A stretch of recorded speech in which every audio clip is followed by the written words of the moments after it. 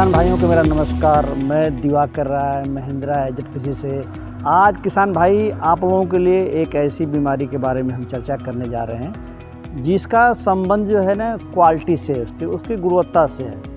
उस बीमारी का नाम है कॉमन स्कैब। जो ये बीमारी जो है एक बैक्टीरिया के द्वारा जो है फैलती है। इस बैक्टीरिया का जो इस बीमारी का जो रोग कारक है वो है स्ट्रेप्टोमाइसीज स्पीसीज। इसकी 3 स्पीसीज जो होती हैं वो जो है आलू के ट्यूबर को नुकसान पहुंचाती हैं। किसान भाइयों, ये बीमारी जो है यह लगभग सभी प्रकार की मिट्टी के अंदर जो है पाई जाती है। यह जैसा मैंने पहले बताया कि ये किसान की उत्पादन को नहीं कम करती, लेकिन उसकी जो क्वालिटी है उसको बहुत ही नीचे स्तर पे ले आ देती है। तो किसान भाइयों, इस बीमारी को कैसे आप पहचानेंगे? तो पहचानने के लिए बता दूं कि आलू के जो ऊपरी त्वचा होती है उसके ऊपर जो है ना ये काफ़ी जो है उसकी त्वचा के ऊपर जो है खुरदरापन हो जाता है। अगर आप देखेंगे उस खुरदरापन का आकार, तो खुरदरापन अनियमित आकार का होता है। और अगर उसकी शेप के बारे में देखेंगे तो वो स्टार लाइक, जैसे स्टार के आकार का वो उसका शेप हो जाता है।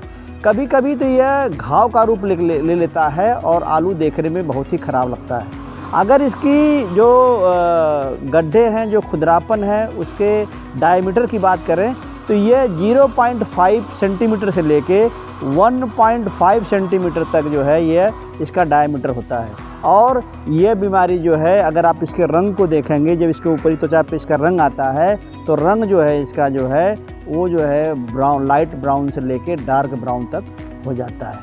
किसान भाइयों, ये बीमारी जो है कब अटैक करती है उसका जानना बहुत ज़रूरी है, क्योंकि इसके कंट्रोल से वो सीधा संबंध है।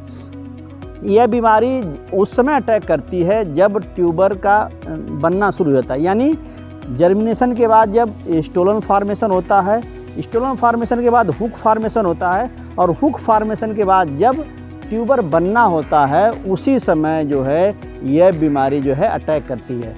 जब आलू बनता है तो उसी समय जो है लेंटिसेल इसके जो है बनने शुरू हो जाते हैं, और जो यह बैक्टीरिया है उसके लेंटिसेल के थ्रू जो है आलू के अंदर घुस जाता है। तो आपको उसी समय इसका जो है कंट्रोल करना है। तो मैं अब सीधे उपाय की तरफ चलता हूं कि उपाय कैसे करें आप। तो आपको बताया मैं कि यह थ्रू लेंटिसेल ही इन्फेक्शन करता है। तो उसका सबसे आसान तरीका यह है कि आप जब आलू का ट्यूबर फार्मेशन हो उस समय सॉइल के अंदर उपयुक्त नमी होनी चाहिए। अगर उस समय आप सॉइल की उपयुक्त नमी देते हैं तो आप जानते हैं कि हर बीमारी को फैलने के लिए एक टेम्परेचर का होना बहुत ज़रूरी होता है, और इस बीमारी को फैलने के लिए जो टेम्परेचर है वो 20 से 22 डिग्री है। तो अगर आप इरिगेशन देते हैं तो सॉइल का टेम्परेचर नीचे आ जाता है और यह जो बैक्टीरिया है इन्फेक्ट नहीं कर पाता। तो पहला तो यह है कि जब आपका जो है आलू बनना शुरू हो आप ध्यान रखें। यह सामान्यतः ये माना गया है कि यह जो है 21 दिन से लेके और 45 दिन के बीच ये प्रक्रिया होती है, वैरायटी टू वैरायटी। अगर वो उस समय आप ज़मीन के अंदर जो है मॉइस्चर बनाओ।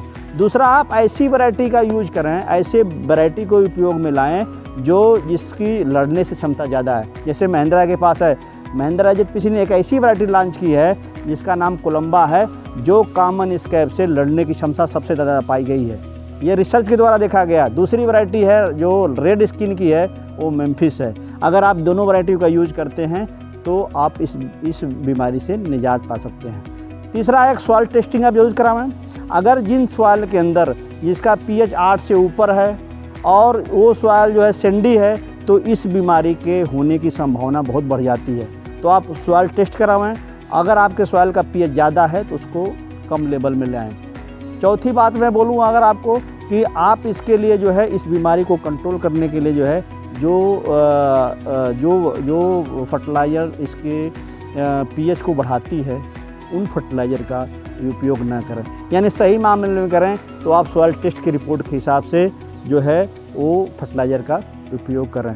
और लास्ट में मैं ये बोलूँगा कि आपको सबसे आसान तरीका है कि जब ट्यूबर फार्मेशन हो और आपका ट्यूबर फार्मेशन से लेके और जब तक ट्यूबर बन न जाए उस समय आपको लाइट इरिगेशन करते रहना चाहिए। अगर ये करते हैं आप तो मैं आपको दावा के साथ कहता हूँ कि आपकी जो है ये इस बीमारी से आपको बचाव मिल सकता है। अगर आपको ये वीडियो अच्छा लगता है देखने में अच्छा लगता है, सुनने में अच्छा लगता है। अगर आप इसे कंट्रोल पाते हैं तो ज़्यादा से ज़्यादा लाइक करिए, शेयर करिए। Thank you.